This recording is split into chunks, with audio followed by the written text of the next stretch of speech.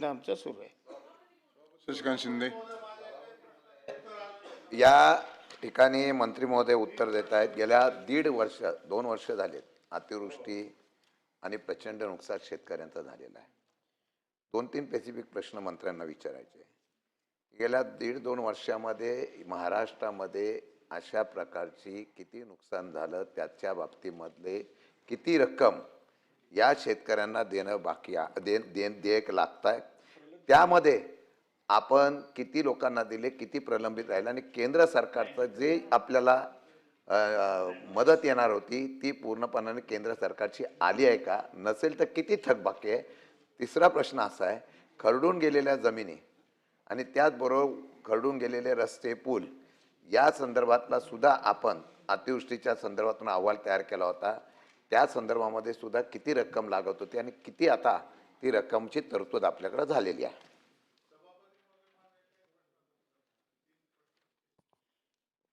आजपर्यंत आपण राज्यामधल्या तब्बल 1,02,00,000 शेतकऱ्यांना म्हणजे 2,34,860 शेतकऱ्यांना साधारण अंदाजे हेक्टर क्षेत्र 79,83,581 हेक्टर क्षेत्र आणि एकूण मदत 15,817 कोटी एवढी मदत आत्ता शेतकऱ्यांच्या खात्यावर जमा झालेली. मी मगाशीच माझ्या उत्तरामध्ये बाकी मदत आम्ही मंजूर केली 20,128 कोटी. आता प्रत्यक्षामध्ये एवढे शेतकरी किंवा एवढं साधारण 70-80% ज्या वेळेला सगळ्या छाननी स्क्रुटीने होते त्यावेळेला अंदाजे जी मंजूर मदत आपण करतो त्याच्या 70-80% शेतकऱ्यांना म्हणजे तेवढा शेतकरी अंदाजे बाधित असतो. त्या पद्धतीनं आता त्याच्यावर काम सुरू आहे आणि उर्वरित रक्कम आम्ही मंजूरच केलेली आहे ना. त्यामुळे या मदतीपासून या राज्यातला कुठलाही शेतकरी वंचित राहणार नाही याची खबरदारी शासन घेते. यामध्ये जे केंद्रीय पथकाच्या संदर्भामध्ये आपण प्रश्न विचारला, साधारण 17 नोव्हेंबर 25 रोजी केंद्र अहवाल केंद्र शासनास आपण पाठवला. 4 व 5 नोव्हेंबर 25 रोजी पहिले पथक अहिल्यानगर असेल, बीड असेल, सोलापूर, धाराशिव या ठिकाणी पहिलं पथक येऊन गेलं. त्याच्यानंतर 11 व 12 फेब्रुवारीला 26ला दुसरं पथक येऊन गेलं आणि अहिल्यानगर, बीड, सोलापूर, धाराशिव अशा पद्धतीच्या काही जिल्ह्यांना त्यांनी भेटी दिल्या आणि मदतीचा प्रस्ताव साधारण 29,781 कोटी एवढा आपण प्रस्ताव हा केंद्र सरकारला त्या ठिकाणी सबमिट केलेला आहे. या संदर्भामध्ये म्हणजे अशा पद्धतीनं प्रस्ताव सादर केला आहे. परंतु ऐका ना, परंतु केंद्राची मदत येणारच आहे, केंद्राची मदत येणार आहे. परंतु केंद्राच्या मदतीकरता राज्य सरकार काही थांबलं नाही. या राज्यातल्या अडचणीत आलेल्या शेतकऱ्याला मदत करण्याची भूमिका सरकारने घेतली आणि ताबडतोब या संदर्भातली मदत आम्ही दिली.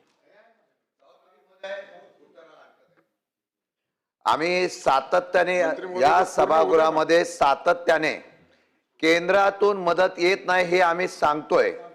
यामध्ये राज्य सरकार कमी पडतंय का, पाठपुरावा करायला कमी पडतंय का? केंद्रात पण तुमचं सरकार, राज्यामध्ये पण तुम्ही सरकार, आणि तुम्ही सांगताय की आम्ही मागेल ते केंद्रातून आम्हाला येत आहे. केंद्राचा अभिनंदनाचा ठराव तुम्ही इथे देताय आणि शेतकऱ्यांच्या नुकसानीच्या बाबतीमधले पैसे केंद्र देत नाही, हा निषेध आहे. कारण म्हणतात केंद्राच्याकडून आपलं सरकार पैसे आणायला अपयशी ठरतंय का केंद्र महाराष्ट्र अन्याय करतोय. 1.5-2 वर्षापासून या शेतकऱ्यांना जी निधी पाहिजे तो मदत निधी मिळाला जात नाही. राज्य सरकारकडून पैशाची पूर्तता होत नाही, केंद्राकडून प्रस्ताव येत नसेल. आमचा स्पेसिफिक प्रश्न आहे, केंद्राकडून किती दिवसामध्ये पैसे तुम्ही आणणार आणि ते सरकारच्या वतीने राहिलेल्या शेतकऱ्यांना पूर्णपणे देणार याचा ठोस निर्णय द्यावा. नाही, केंद्र सरकारकडे प्रस्ताव आपण पाठवलेला आहे. त्यांचे 2 पथक त्यांनी भेटी राज्याला दिलेले. अहो ऐकून घ्या साहेब, ऐकून घ्या. नाही ऐकून घ्या. नाही, मुळामध्ये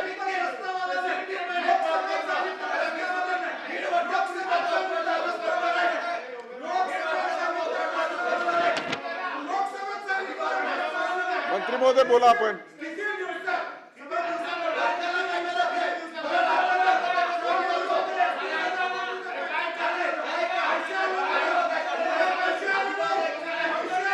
जरा मी बोलतो ऐका ना साहेब. मंत्री महोदय बोला. नाही मी उत्तर देतो साहेब. अहो उत्तर देतो ना तुम्हाला. मंत्री महोदय उत्तर देत आहेत. आपल्याला काय पाहिजे?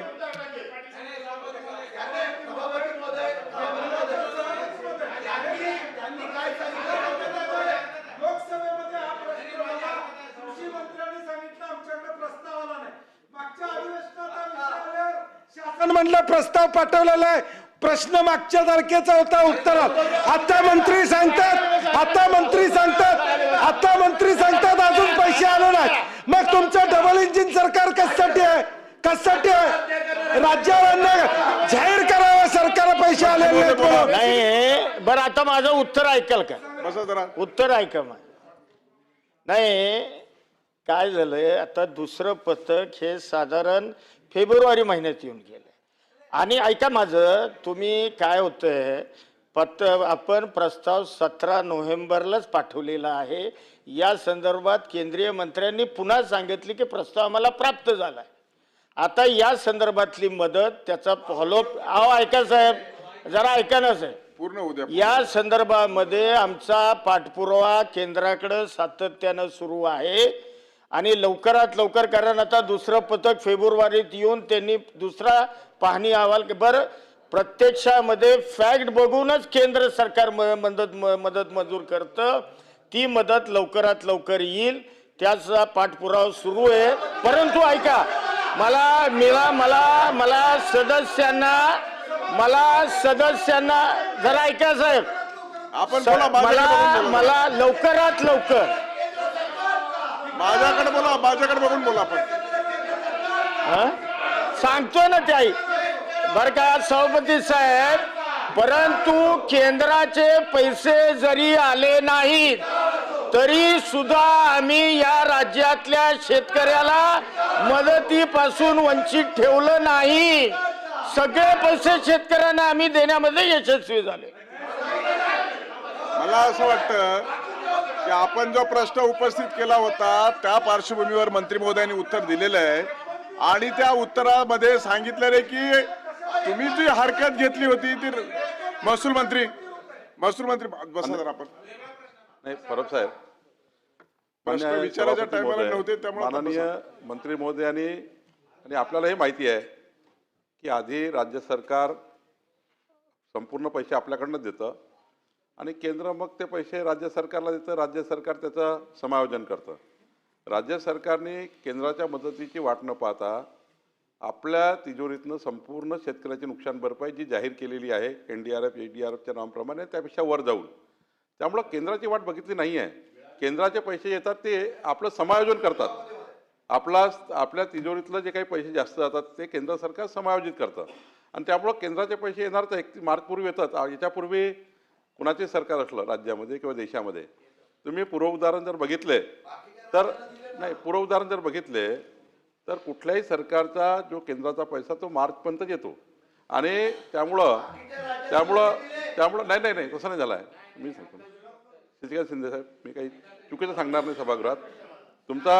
तुमचा आक्रोश मान्यच आहे, पण यापूर्वीचे कुठलंही तुम्ही मागच्या 30 वर्षात 40 वर्षात बघा, केंद्र सरकार हे त्या ठिकाणी पथक पाठवतं. पथकानंतर राज्याने जे काही पैसे NDRFच्या नावाप्रमाणे दिले आहे ते समायोजित करण्याकरता 31 मार्चपूर्वी देतात. तर मला असं वाटतं की राज्यांनी कोणाची वाट बघितली नाही आहे. केंद्राच्या निकषाचे जेवढे पैसे आहे ते सर्वेक्षणाप्रमाणे सर्व राज्याच्या शेतकऱ्याला दिलेले आहेत. फक्त आता येणारी जी रक्कम आहे ती समायोजित होणार आहे. अनिल परब. बघा, मकरंद जाधव साहेब एक वेगळं उत्तर देत आहेत. ते सांगतात आम्ही पत्र पाठवलं, पहिलं पत्र, दुसरं पत्र, दुसऱ्या पत्रानंतर. ऐका जरा, आपण काय सांगताय की प्रस्तावाची वाट बघत बसायची गरज नाही, पैसे तर आम्हीच देणार आहोत. आणि जर तुम्ही पैसे देणार असाल तर मग थांबवले कशाला पैसे? प्रश्न असा नाही मिळालेत ना शेतकऱ्यांना पैसे शेतकऱ्यांना मिळाले नाही, हाच विषय आहे ना. विषय काय आहे? शेतकऱ्यांना पैसे मिळाले नाहीयेत. बावनकुळे साहेबांचं म्हणणं काय आहे की केंद्राच्या पैशाची वाट बघायची गरज आहे, ते समायोजन केलं जातं. पैसे मार्च पूर्वी ते पैसे समायोजित केले जातील. जर मार्च पूर्वी पैसे समायोजित केले जातील तर राज्याकडे पैसे नाही आहेत का, तर राज्याला सांगावं की आमच्याकडे पैसे नाही आहेत म्हणून. पण पैसे असतील तर समायोजन योजनेची वाट कशाला बघायची? कृषी मंत्र्यांनी सांगावं पैसे आहेत म्हणून आम्ही या तारखेला देतो. त्यांचा स्पेसिफिक प्रश्न आहे किती दिवसात पैसे देणार? मंत्री महोदय आता उठा. मंत्री महोदय शेतकऱ्यांचे जेवढे पंचनामे आले, मी मदतीचा आकडाही सांगितला